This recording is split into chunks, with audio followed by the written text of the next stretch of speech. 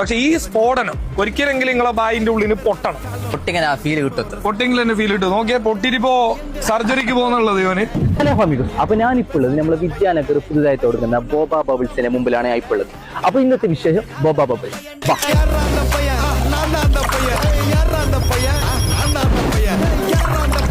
മൊത്തത്തിലൊരു കൊറിയൻ വൈബാണ് മക്കളെ.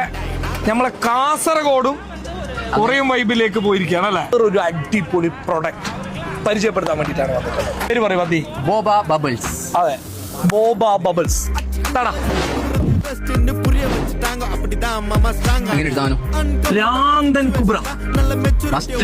അത് നിസ്കരിച്ചിട്ടെല്ലാം വന്നാൽ മതി.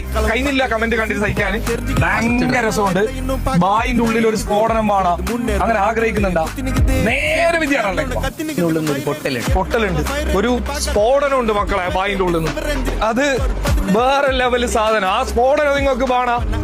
ഉപ്പും പുള്ളിപ്പുറത്ത് വന്നിട്ട് നോക്കിയാറുണ്ടാ.